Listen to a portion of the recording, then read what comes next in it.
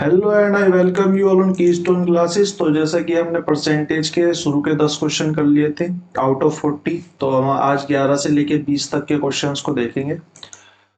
तो ये हमारे 10 क्वेश्चंस पिछली स्लाइड्स में हो चुके थे और आज हम 11वें क्वेश्चन से यहाँ पे स्टार्ट करेंगे। हमारा जो 11वां क्वेश्चन है वो क्या कहता है, a marketing agent earns a commission of 2% on first 2 lakh rupees, 1.5% on next 2 lakh rupees, and 1% on the remaining amount of the sale made in a month. If the sales achieved by the agent for the month of April 2018 is 5,68,000, the commission earned is। तो हमारा question कह रहा है कि वो 2% की cell earn करता है। मैं सीधा 2 लाख लिख देता हूँ, ठीक है। 2 लाख पे फिर वो अर्न करता है, अगले 2 लाख पे भी एक कमीशन अर्न करता है, फिर वो बाकी हुई रेस्ट सेल पे भी एक कमीशन अर्न करता है, ठीक है, जितनी भी बाकी बची हुई सेल है। तो वो पहले 2 लाख पे क्या अर्न करता है, वो पहले लोग 2 लाख पे 2% अर्न करता है, अगले 2 लाख पे वो 1.5% अर्न करता है, और फिर जो रेस्ट सेल है, अब 2 लाख और 2 लाख 4 लाख भी तो हो गई सेल, इस पे तो कमीशन हमने काउंट कर लिया।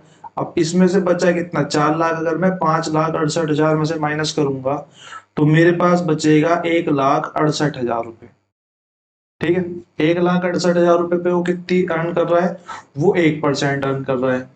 अगर मैं यहाँ पे 2 लाख पे 2% देखूं, 2 लाख पे 2% हमारा 4,000 रुपये बनता है, ठीक है, क्योंकि यहाँ पे पांच, मैं एक बार कर लेता हूँ, 1 2 3 4 5, ठीक है। तो ये दो जीरो कट जाएंगी 100 से, 2/100 आएगा, दो कट जाएंगी, 2 दूनी 4, और ये 3 जीरो आ जाएंगी। 4,000 रुपये हमारे हमें यहाँ पे 2 लाख पे, पहले 2 लाख पे मिल गए। फिर दूसरे 2 लाख पे हमें कितने मिल गए, 2 लाख 1.5 की जब मल्टीप्लाई होगी तो 15 दूनी 30, यहाँ पे 4,000 बन रहे थे, यहाँ पे हमारे पास 3,000 रुपये हो जाएंगे। फिर जो रेस्ट सेल बची उस पे हमें 1% मिलता है, 1% मिलता है कितना, 1,68,000 का 1% कितना होगा, यहाँ से दो जीरो कट हो जाएंगी, यानी कि 1,680 रुपीज हमें यहाँ से कमीशन मिल गया, ठीक है। अब हमें टोटल कमीशन कितना मिल गया, हमें टोटल कमीशन मिल गया 4,000, ये 3,000, ये 7,000, 7,000 प्लस में 1,680 रुपये ये, यानी कि हमारे पास कितना आ गया, 8,680 रुपये। 8,680 रुपये हमारे पास टोटल कमीशन आ गया। क्वेश्चन नंबर 1 हमारा यहाँ पे राइट आंसर हो गया, ठीक है। होप आप सब लोगों को समझ में आ रही होगी ये सीरीज। जिसको भी समझ में आए, कोई नया सब्सक्राइबर आए तो नीचे एक बार बता देना समझ में आ रही है नहीं आ रही है। अगले क्वेश्चन की तरफ को बढ़ते हैं। क्वेश्चन नंबर 12 बहुत पुराना, बहुत फेमस क्वेश्चन है, आपको सब किताबों में मिल जाएगा लगभग, और ये अभी लगभग मेरे हिसाब से 2021 के पेपर में आया हुआ भी है एसएससी के अंदर। तो fruit fresh fruit contains 68% water, dry fruit contains 20% water. How much dry fruit can be obtained from 100 kg fresh fruits? भाई उसने कहा कि 68% पानी है किसमें, ताजे फलों में। अगर 100 केजी मेरे पास ताजे फल है, 100 केजी मेरे पास ताजे फल हैं, तो यहाँ से मैं कितना सूखा फल प्राप्त कर सकता हूँ। मैंने बोला 100 केजी मेरे पास ताजे फल है, 68% अगर उसमें पानी है तो 32% उसमें सूखा फल होगा, यानी कि 32 किलो वहां पे सूखा फल मिल जाएगा मेरे को, ठीक है। ये मेरे पास सूखा फल आ गया, बिल्कुल सूखा है, इसमें कोई पानी नहीं है, ठीक है। ये बिल्कुल सूखा है, 32 किलो मेरे पास बिल्कुल सूखा है। लेकिन सूखे मेवे के अंदर तो 20% पानी है, यानी कि जो 32 किलो है ये तो सूखा, बिल्कुल सूखा है, लेकिन मेवा बनाने के लिए उसमें 20% पानी चाहिए। 20% पानी चाहिए, भाई 20% अगर उसमें पानी है तो उसमें जो बिल्कुल सूखा है वो 80% होगा, यानी कि ये जो 32 है इसकी वैल्यू 80% के बराबर होनी चाहिए, सूखे मेवे के बराबर में। और अगर मैं मल्टीप्लाई में 100 कर देता हूं तो मेरे को यहाँ से वैल्यू मिल जाएगी किसकी, 8 चौक 32, 40 किलो मेरे पास यहाँ पे सूखा मेवा आ जाएगा, ना कि सूखा फल। सूखे फल में तो पानी 68% है, और बिल्कुल सूखे में जो है वो 0% पानी है, लेकिन मेवे में 20% पानी है। मेवे में 20% पानी है, और हमारे पास यहाँ पे हमने सिर्फ सूखा फल निकाल लिया था, तो ये 32 जो है वो 80% के बराबर हो जाएगा। 80% के बराबर 32 हो जाएगा, 32 हो जाएगा, तो ये 20 किसके बराबर हो जाएगा, 8। ये आ जाएगा 8 चौक 32 यानी कि 0.4 के बराबर। एक की वैल्यू 0.4, तो यहाँ से मल्टीप्लाई होगा तो ये 8 kg के बराबर आ जाएगा। तो आप इसे यहाँ से भी निकाल सकते हो, टोटल कितना हो जाएगा यहाँ से 40 kg हमारा यहाँ पे आंसर हो जाएगा, यानी कि ऑप्शन नंबर सी हमारा यहाँ पे राइट आंसर हो गया। ठीक है, क्वेश्चन नंबर 13 की तरफ चलते हैं। क्वेश्चन नंबर 13 हमारा शायद पहले भी आया है, क्वेश्चन नंबर 13 शायद हमारा पहले भी आया है, तो मैं इसे एक बार पढ़ लेता हूँ। एक व्यक्ति की मासिक वेतन 50,000 रुपए है। उसने 3 मदों व्यक्तिगत व पारिवारिक खर्च ई पर कुछ खर्च करा, घर पे कुछ खर्च करा और परोपकार पे कुछ पी खर्च करा। बाकी उसकी बचत यानी कि मैं उसे सेविंग बोल सकता हूँ। ठीक है, ई आय का 50% है, टीई का 20% था, टीई का 20% था और पीटी का 15% था। तो क्या कह रहा है क्वेश्चन कि ई जो है वो जो आय है उसका 50% है। अब मेरे को टी और ई के बीच में एक रिलेशन दिया है कि जो टी है वो ई का जितना है उसका 20% है। फिर उसने पी और टी के बीच में रिलेशन दिया कि जो टी है उसका 15% पी है हमारे पास। ठीक है, फिर उसने अगली कंडीशन में क्या कहा, यहां तक एक कंडीशन एंड हो गई। उसके बाद उसने अगली कंडीशन में कहा जब उसका वेतन 40% बढ़ जाता है तो उसने ई का प्रतिशत स्तर बनाए रखा। प्रतिशत स्तर बनाए रखे से क्या मतलब है कि जितना पहले कमा रहा था उतना ही कमा रहा है। अब यहाँ पे कितना कमा रहा था, ई आएगा 50% था, तो यहाँ भी ई आएगा 50% ही होगा। ठीक है, यहाँ भी ई आएगा 50% ही होगा। लेकिन टी ई का 30% हो जाता है। पहले कितना था, पहले 20% था, तो अब वो ई का 30% हो गया। पीटी का 20% हो जाता है। पहले कितना था, पहले हमारा कितना था, 15% था, वो बढ़ के अब 20% हो गया। ठीक है, तो मैं यहाँ पे लिख लेता हूं, अगर मेरी टोटल सैलरी 100 है और मैं कुछ एक्सपेंस कर रहा हूँ, कुछ टैक्स दे रहा हूँ और कुछ परोपकार में दे रहा हूँ और बाकी बची हुई मेरी सेविंग है, बाकी बची हुई मेरी सेविंग है। तो उसने कहा कि जो ई है वो आएगा 50% है, यानी कि 100 का आधा तो 50 तो यही हो गया, एक्सपेंस ही हो गया। अब उसने कहा जो टी है वो ई का 20% है। भाई टी अगर ई का 20% है तो 50 का 20% कितना हुआ, 2 जीरो से 2 जीरो कट, 5 दूनी 10 हो गया, 10 हो गया। फिर उसने कहा कि जो पी है वो टी का भी कितना है, 15% है। तो जो टी है, जो पी है वो क्या है, वो टी का भी 15% है, यानी कि 10 का 15% कितना हो गया, 1.5%। तो मेरे को यहाँ पे पता चल गया कि ई पे उसने 50 खर्च कर दिए, टी पे उसने 10 खर्च कर दिए, पी पे उसने 1.5 खर्च कर दिए। ठीक है, तो उसने सेविंग कितने की करी, यहाँ से हम सेविंग पता कर सकते हैं। इन तीनों को जोड़ेंगे तो 50, 60, 61.5 तो यहाँ पे इसने खर्च ही कर दिए। अगर 61.5 इसने यहाँ पे खर्च कर दिए तो अगर मैं 100 में से घटाऊंगा 61.5 तो मेरे पास आएगा 38.5 उसने बचा लिए। ये इसकी सेविंग हो गई। अब क्वेश्चन की सेकंड कंडीशन में वो क्या कह रहा है, जब वेतन को 40% बढ़ा दिया गया, वेतन को 40%, 100 का 40% 40 ही होता है, तो यानी कि 100 से वो 140 कर दिया गया। ठीक है, ई ने अपना स्तर बनाए रखा है, यानी कि ई तो 50% ही रहा, यानी कि 170 का 50% कितना हो गया, सीधा सीधा है 70 हो गया, आधा हो गया। फिर उसने कहा कि टी जो है वो ई का 30% हो गया। अब जो नेक्स्ट है यानी कि T2 है वो ई का यानी कि 70 का कितना हो गया, 30% हो गया। तो मैं सीधा सीधा कह सकता हूँ ये 21 हो गया, 21 हो गया।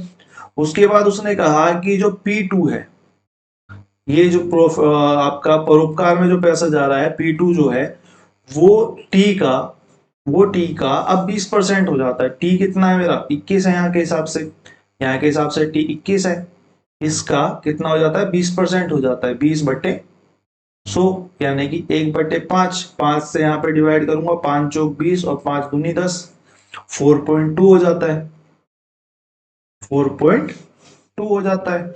अगर मैं यहां से सेविंग को कैलकुलेट करूं, क्योंकि मेरे से सवाल में पूछा गया नई बचत पहले की बचत से कितने प्रतिशत, तो मेरे को दोनों बचत पता करनी पड़ेगी। पहली मैंने पता कर ली है, दूसरी मैं पता कर लेता हूँ।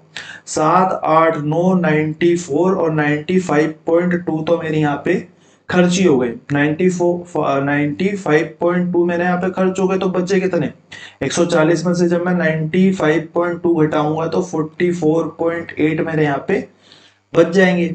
अब ये जो बचत है वो पहले वाली बचत से कितनी अधिक है, मेरे को यहाँ पे क्या दिखाई दे रहा है, मेरे को यहाँ पे दिखाई दे रहा है कि एक्चुअल में तो ये 6.3 अधिक है, लेकिन ये तो परसेंटेज में पूछ रहा है, परसेंटेज में पूछ रहा है तो 6.3 पहले की बचत से पूछा है तो 38.5 का कितना प्रतिशत है।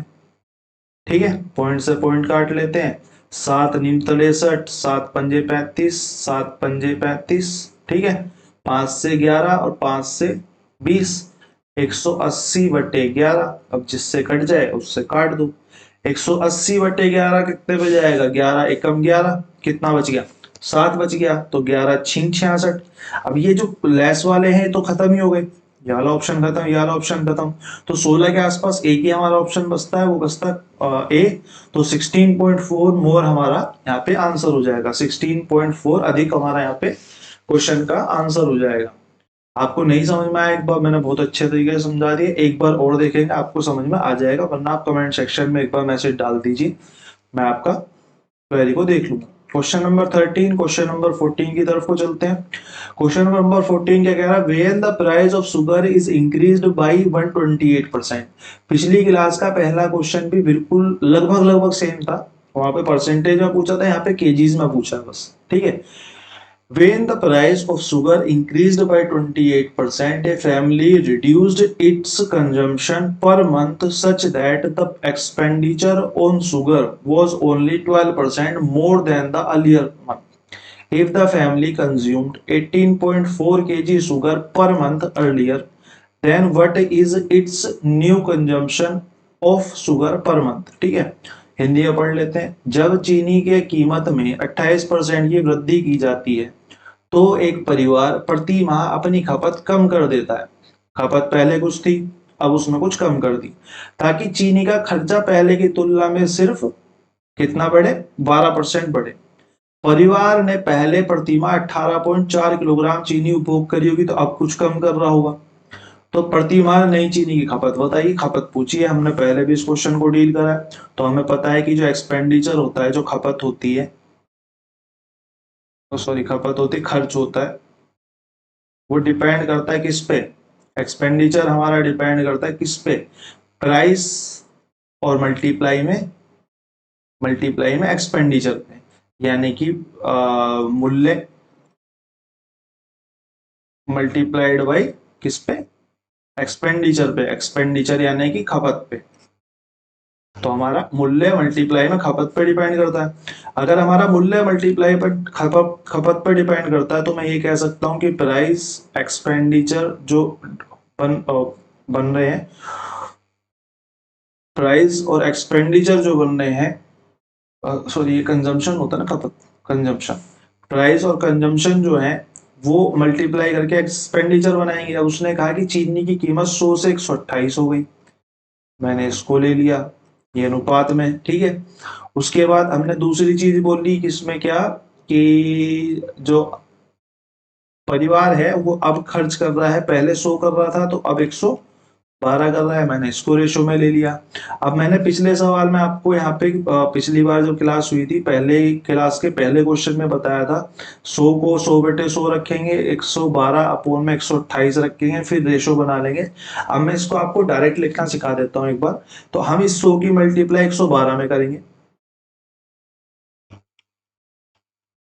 इस 128 की मल्टीप्लाई इसमें करेंगे, सॉरी हाँ एक सेकेंड, मैंने 112 गलत लिख दिया यहाँ पे, ठीक है। हम यहाँ से इसकी मल्टीप्लाई इसमें करेंगे और उसको यहाँ लिख देंगे, और इसकी मल्टीप्लाई इसमें करेंगे और उसको यहाँ लिख देंगे, मल्टीप्लाई में 128, तो ये हमारा डायरेक्ट रेशो निकाल के दे देगा, ठीक है। 100 मल्टीप्लाई में 112, 100 से 100 खत्म, 128 रेशो 112 आ गया, ठीक है। 128 रेशो 112 एक्सपेंड जो हमारा कंजम्पशन था वो 128 से 112 हो गया, तो कितना कम हो गया, मेरे हिसाब से वो 6 और 1 कम हो गया, 6 और 2 26 कम हो गया। लेकिन परसेंटेज निकालने के लिए मेरे को यहाँ पे परसेंटेज निकालने के लिए मेरे को यहाँ पे क्या करना पड़ेगा, मेरे को परसेंटेज नहीं निकालने, सॉरी, मेरे को यहाँ पे निकालना है कि अब तो एक पहले जो है वो 18.4 खर्च कर रहा था, यहाँ पे अंतर लेने की भी कोई खास जरूरत थी नहीं, वो भी मैंने गलत ले दिया।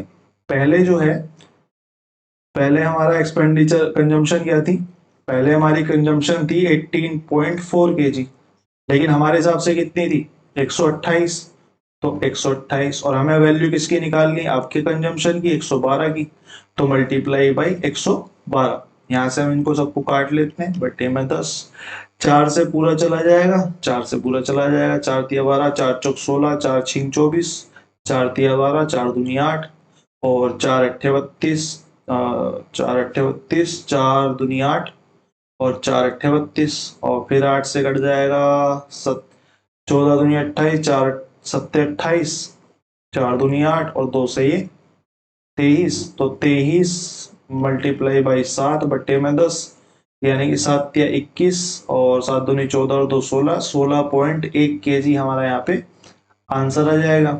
ठीक है, तो ये हमारा क्वेश्चन का आंसर हो जाएगा।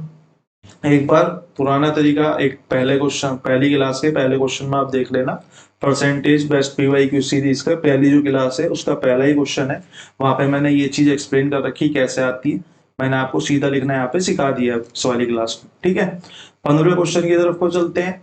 एक कार्यालय में कर्मचारियों की कुल संख्या का 70% महिलाएं हैं। इस क्वेश्चन में जब ये आया था, ये क्वेश्चन तभी गलत आया था। ठीक है, इसके ऑप्शंस में गड़बड़ थी, क्वेश्चन सही है लेकिन इसके ऑप्शंस गलत दिए हुए थे, फिर भी मैं आपको करा देता हूँ। एक कार्यालय में कर्मचारियों की कुल संख्या का 70% महिलाएं हैं। भाई कार्यालय में टोटल मैंने मान लिया 100% लोग हैं, अब उसमें से 70 महिलाएं हैं तो बचे हुए 30 पुरुष हुए। ठीक बात है, 85 पुरुषों सहित कुल कर्मचारियों में से 80% को पदोन्नति मिली। यदि 105 महिला कर्मचारी हैं, 105 अगर महिला कर्मचारी हैं, इस 70 की वैल्यू 105 है तो एक की वैल्यू कितनी हो गई भाई, अगर 70 की वैल्यू 105 है तो एक की वैल्यू कितनी हुई, एक की वैल्यू हुई 1 जीरो से 1 जीरो खत्म, 7 एकम 7, 7 एकम 7 और 7 पंजे 35, 1.5 कितनी हुई, एक की वैल्यू 1.5 हुई। अगर इसे एक की वैल्यू 1.5 हुई तो इस 30 की वैल्यू कितनी हो गई, 15 या 45। अब इस क्वेश्चन में यही गड़बड़ है, उसने कह दिया 85 पुरुषों सहित, यहाँ पे टोटल 85 पुरुष बनते ही नहीं है, यहाँ पे टोटल पुरुष ही 45 बन रहे हैं। ठीक है, तो इस क्वेश्चन में यही गड़बड़ थी, तो इस क्वेश्चन के नंबर जिसको मिले होंगे वो पूरे ही मिले होंगे। इसका आंसर भी 18 पॉइंट समथिंग में कुछ आता है, उसका भी कोई मतलब है नहीं, जो क्वेश्चन ही गलत है। तो इससे बढ़िया हम अगले क्वेश्चन की तरफ को चलते हैं। मैं आपको सिर्फ बताना चाह रहा था कि एग्जाम में जो है वो रॉन्ग क्वेश्चंस भी आते हैं। ठीक है, 16वें क्वेश्चन की तरफ को चलते हैं। 16वां क्वेश्चन हमारा राइट है। 16वां क्वेश्चन हमारा कह रहा है, एक बार आप पढ़ लीजिए। 16वां क्वेश्चन हमारा कह रहा है, in a test consisting of 120 questions Anuradha answered 65% of the first 60 questions are correctly. 120 question जो पेपर है, 120 क्वेश्चन का जो पेपर है, हम साथ के साथ लिखते हुए चलते हैं। उसमें से एक 60 क्वेश्चन का जो सेक्शन है उसके अनुराधा ने क्वेश्चन अटेम्प्ट करे और 65% को राइट आंसर कर दिया। ठीक है, अब बचे हुए जो 60 क्वेश्चन है उन पे कुछ बात कर रहा होगा। ठीक है, यदि सही उत्तर दिए, सॉरी मैं इंग्लिश में पढ़ रहा था, what percentage of the remaining questions does she need to answer correctly to score 75% in the test? Test क्या है, टेस्ट जो है 120 क्वेश्चन का है, यानी कि उसे 120 के 75% क्वेश्चनों को सही करना है। 120 के 75% क्वेश्चन को सही करने का क्या मतलब है, 5 एकम 5, 5 25 और 2 छिक, यानी कि 15 छिक्का 90, 90 क्वेश्चन को उसको राइट करना पड़ेगा। लेकिन उसने तो 60 के 65% को राइट करा है, 60 के 65% को राइट करा है, तो ये कितने होते हैं हमारे, तिया और एक और 5 तिया 13 तिया 39 क्वेश्चन होते हैं।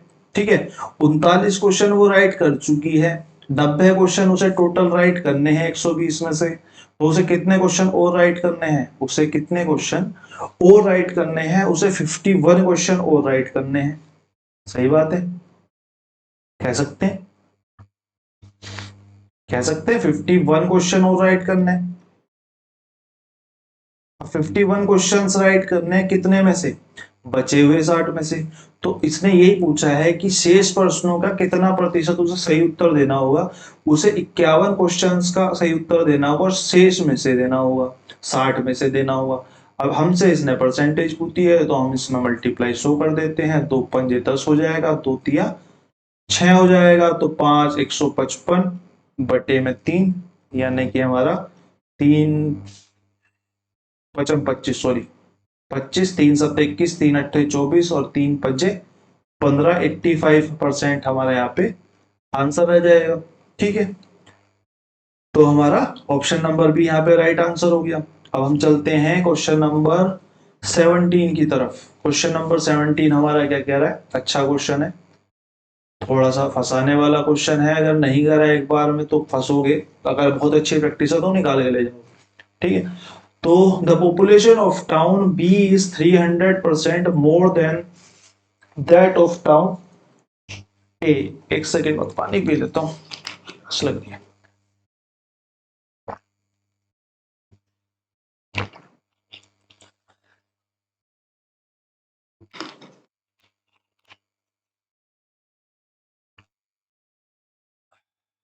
The population of town B is 300% more than that of town A. For next 2 years, the population of A increased by X% per year and that of B decreases by the same percentage per year. After 2 years, if the population of A and B become equal, 2 साल के बाद A और B की population, यहाँ पे बोला 2 साल के बाद A और B की पॉपुलेशन इक्वल हो जाती है। कब हो जाती है? जब ए की जो पॉपुलेशन ऑफ बी, बी की पॉपुलेशन जो है वो 300% ज्यादा है किससे? ए से। ठीक है, और ए जो है वो इंक्रीज होता है, ए जो है वो इंक्रीज होता है X% हर साल, और बी जो है डिक्रीज होता है सेम, यानी कि X% माइनस हो जाता है हर साल। ठीक है, तो बना लेते हैं, क्वेश्चंस को बनाना पड़ेगा, क्योंकि अब इसने जो रेशो बोला है उसके हिसाब से ए जो है वो अगर 100 है तो बी 300% ज्यादा है, यानी कि 300 प्लस है, यानी कि 400 है। तो मैं अगर बात करूं ए और बी के रेशो की तो वो 1:4 में है। अब उसने कहा कि 2 साल की कंडीशन है, पहले क्या हो रहा है, इसमें तो X% की वृद्धि हो रही है और इसमें X% की कमी हो रही है। अब 2 साल के बाद इक्वल हो रही है, 2 साल के बाद इक्वल हो रही है, तो हम इसको क्या बोल सकते हैं कि ए का अगर 100 प्लस में X% परसेंट को हटाने के लिए बटे में 100 अगर होता है 2 साल के लिए, स्क्वायर कर देंगे इसको। अगर क्यूब 3 साल की बात कर रहा तो क्यूब कर देते, 4 की बात कर रहा होता है तो यहाँ पे 2 की जगह 4 आ जाता। वो बराबर हो जाता है बी के, अगर वो 100 माइनस में X% की कमी होती है हर साल 2 साल के लिए, तो यहाँ पे जो जनसंख्याएं हैं वो आपस में बराबर हो जाती हैं। ठीक है, अगर मैं यहाँ पे ए की जगह 1 डाल दूं, एक की जगह मैं यहीं इरेज करके 1 डाल दूं, इरेजर ले लेते हैं, इसको हटा लेते हैं, इसको हटा लेते हैं। ठीक है, मैंने लिखने के लिए लिख दिया था, इसको 1 ले लेता हूँ और इसको 4 ले लेता हूँ। ये 4 था बी, बी की वैल्यू हमने 4 डाल दिया अनुपात के हिसाब से, यहाँ पे अनुपात था। ठीक है, और मैं अंडर रूट ले लेता हूँ दोनों तरफ का, तो मेरे को क्या मिलता है, मेरे को मिलता है 100 प्लस एक्स बाई में 100। एक का अंडर रूट तो एक ही होता है, 2 का अंडर रूट क्या होगा, और इस वाले अंडर रूट से ये कैंसिल हो जाएगा। यहाँ पे मैं अंडर रूट ले लेता हूँ दोनों का ही। ठीक है, दोनों का मैंने अंडर रूट ले लिया, तो इस अंडर रूट से ये कैंसिल हो गया, 4 से यहाँ पे हमारे पास 2 हो गया, इस अंडर रूट से ये कैंसिल हो गया, तो और अंदर बचा 100 माइनस एक्स बटे में 100। इस 100 से ये 100 कैंसिल हो जाएगा।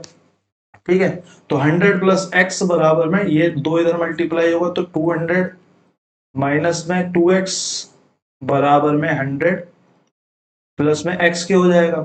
ये x इधर चल, ये 2x इधर आ जाएगा, ये 100 उधर चला जाएगा, तो ये 3x बराबर में 100 के हो जाएगा।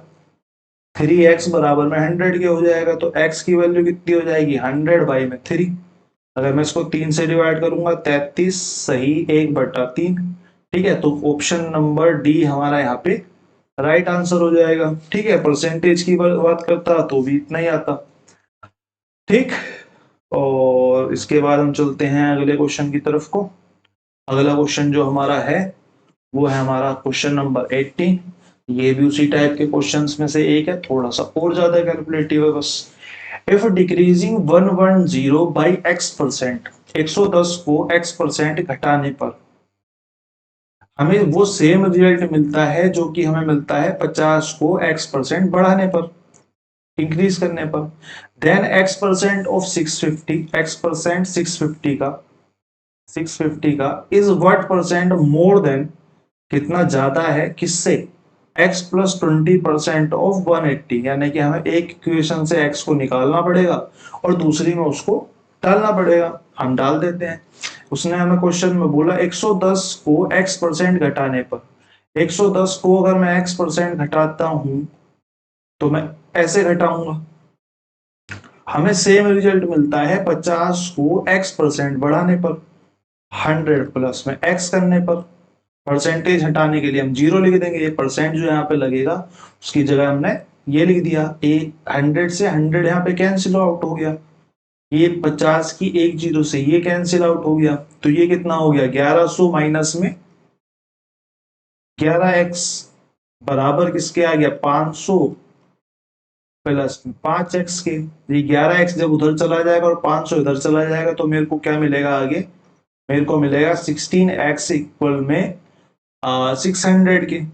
x की वैल्यू कितनी आ जाएगी 600 अपोन में 16 के। इसी को मैं अगर परसेंटेज में चेंज करूंगा तो x% कितना आ जाएगा 600 अपोन में 16 और डिवाइडेड बाई 100। दो जीरो से दो जीरो कट हो जाएंगी तो x% मेरा आ गया 3/8। ठीक है, यहां से मेरा x% आ गया 3/8, क्योंकि मेरे को आगे वैल्यू सारी x% में पूछी है उसने। ठीक है, मेरे को आगे सारी वैल्यू जो है वो x में पूछी है, x% ऑफ 380। ठीक है, x% मेरा 3/8 आ गया। अब यहां से मैं नेक्स्ट इक्वेशन जो मेरे से पूछी है वहां से रिजल्ट निकाल देता हूं। नेक्स्ट इक्वेशन जो मेरे से पूछी है उसने बोला 650 का x%, 650 का x% की वैल्यू कितनी हो जाएगी 650 मल्टीप्लाई बाई 3/8। x% की वैल्यू 3/8 है, वो कितना अधिक होगा किससे 180 के। x की वैल्यू कितनी है 3/8 x% की, और 20% को मैं बोल सकता हूँ 1/5। ठीक है, तो यहां से मैं निकाल लेता हूं, तो मेरे को यहां से मैं इसको यहां से रेशोज में निकाल लेता हूं। मैं इसको यहां से रेशो में भी तो निकाल सकता हूँ, तो मैं इसको यहाँ पे रेशो में निकाल लेता हूँ डायरेक्ट, वहां से चीजें मेरी कट डाउन हो जाएंगी क्योंकि। ठीक है, तो यहां से मैं अगर इसको रेशो में निकालूंगा तो ये आएगा 180 का 3/8 मल्टीप्लाई बाई 1/5%। परसेंट हट गए ये आपस में, इसको मैंने फ्रैक्शन में चेंज कर दिया, x% को मैंने पहले ही फ्रैक्शन में चेंज कर रखा है। ठीक है, तो मेरे को यहाँ से मैंने जीरो से जीरो काट दी और बाकी और कुछ तो नहीं घटेगा। ठीक है, और कुछ नहीं घटेगा, ये प्लस आएगा, सॉरी ये प्लस आएगा। तो यहाँ से अगर मैं एलसीएम लूंगा तो ये 5 तिया 15 और ये 8 एकम 8। ठीक है, 15 प्लस में 8 बटे में 40 और ये 8 तो 8 ही रहेगा और तो कुछ नहीं घट रहा। ठीक है, 650 मल्टीप्लाई बाई 3/8 इक्वल 650 नहीं 65 multiply by 3/8 equal to 18 multiply by 15 और 8 23 बटे में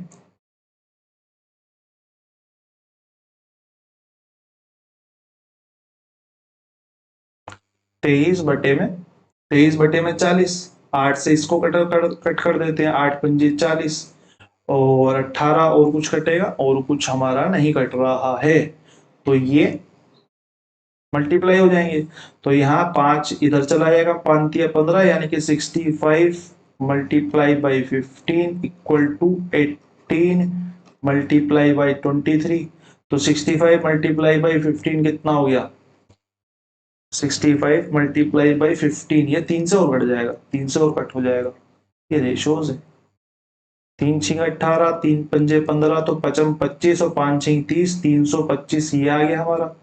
और इसके साथ रेशो 36 18 का 8, एक हासिल, 6 दूनी 12 और एक 13, 138 आ गया।